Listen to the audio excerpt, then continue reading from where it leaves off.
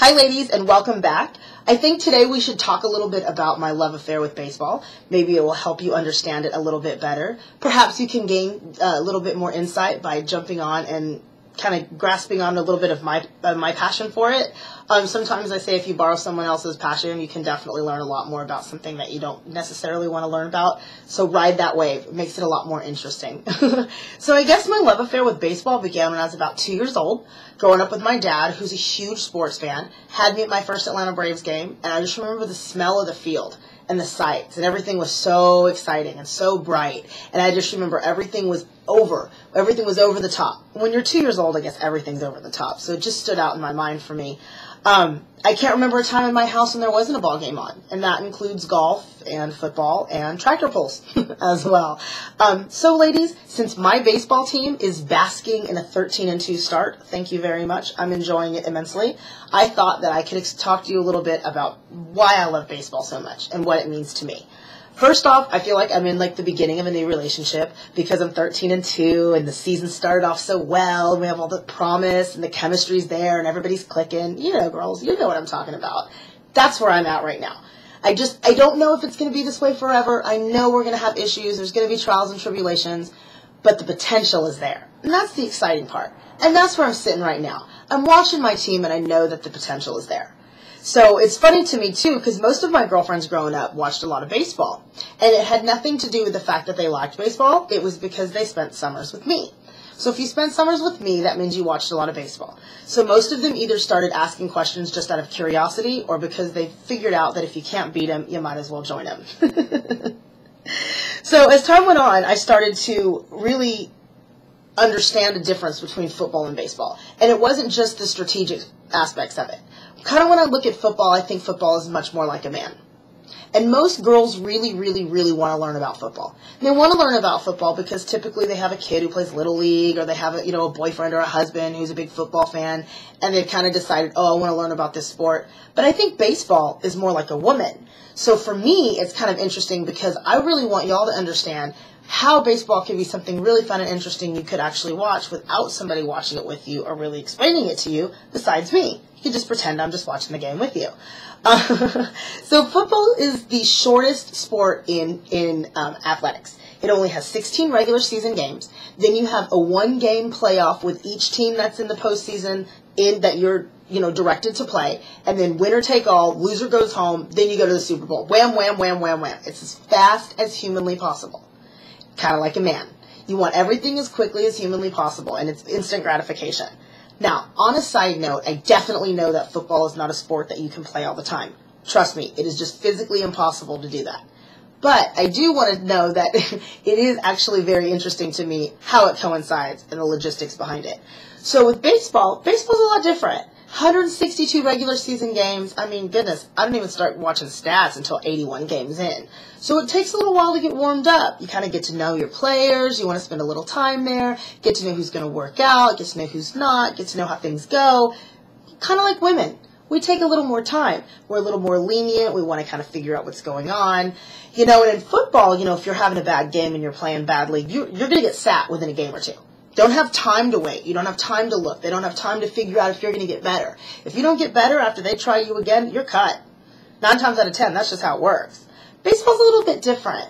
Baseball with so many regular season games, you got a chance if someone's playing bad. You let them play for 10 or 15 games, and then maybe you sit them down for a little bit. And if you can't figure it out that way, then you end up sending him back down to the minors. And then if you can't figure out then you release him. We don't even call it cutting anymore. Because women were much more forgiving and were much more nice about things of that nature. So it does tend to make me laugh because I always love to watch the differences in that when I watch baseball and football. But I definitely think the main difference between baseball and football is this. With 162 games, ladies, we have a chance to become one of our favorite things, and that is emotionally attached. Women are loving the emotional attachment. I think a lot of men loathe the emotional attachment. But in baseball, when you watch a team for 100 to 162 games, depending on how many games you watch a season, and I watch way more than I should openly and freely admit, just on a little side note, you will definitely become emotionally attached. There were times I could tell you when my pitcher's arm was hurting by the way he rounded the mound. ridiculous because I watched so many games. I got to know their ins and outs, and the announcers are full of all the latest gossip and the biggest scoops. You can totally listen to all that and find out what's going on next in baseball. That's what I love about it. You'll learn about birthdays and kids and families. They have that kind of downtime. And I love baseball. It's my favorite sport most of the time. But I'll tell you this, there are some down times in baseball. That's part of the joy of it, because that's when you have some great conversations and you really get to sit down and enjoy the moment. But it's one of the things is baseball is very in the moment. And that's one of the things I love about it, because it reminds me to always be in the moment. So once I looked at that and I realized the difference was between football and baseball and how they compared to the opposite sex, I wanted to fill ladies in on that because I want you all to understand how beautiful this sport is. One of my all-time favorite things is opening day in baseball. Girls, I love this. Opening day is filled with so much promise. Kind of like the birth of a new baby in the family or a wedding. You know, it's that moment where everybody just sits there and you just dream and daydream and wonder if that could be the year that the Cubs maybe blow out of that over 100 year that they haven't won a World Series. Or maybe, you know, this will be the year that your team actually gets to the postseason. They haven't been there in 15 years. Or maybe this is the year that my Braves get to the World Series and win it. So I understand how that works. It's not logical at all, but it is definitely, it's just it's a nice way to dream. So everybody gets to the stadium and they're excited to be there. And for me, walking up the ramp and like seeing the lights and seeing that green, perfectly manicured field and smelling that oil from the mitt or smelling the tar from the bat, it's just some of my favorite things. One of the things I love too is that baseball has a lot of diamonds in it. It's shaped like a diamond. Baseball field is shaped like a diamond. Ladies, enjoy this. Diamonds are a girl's best friend, and they are forever, and they're super shiny. And if you can't enjoy the fact that a baseball field is shaped like a diamond, then perhaps you can enjoy the fact that there are some beautiful men that play baseball. So on top of the fact that I get to watch a lot of sports, I actually get to watch a lot of hot men. So it really doesn't suck. One of my favorite sounds is the sound of a baseball hitting a bat.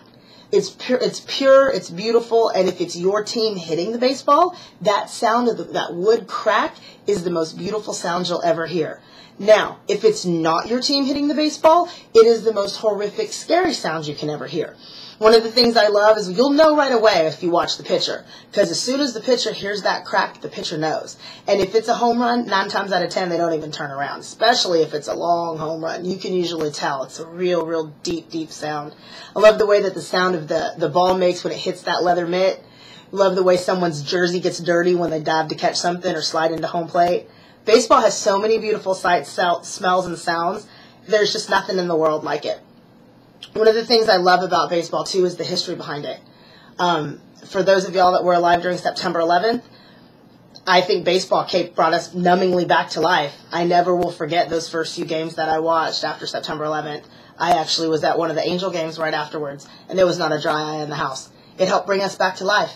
We all clung to each other. We all knew that we were scared and we had to do something better. And baseball brought us back to life, and it brought us back to remind us what our country stood for. It was actually my Braves played the Mets that first game, and Mike Piazza hit a game-winning home run, and I'll never forget. That is the only time in my history that loving the Braves that I've ever not cared about losing a baseball game.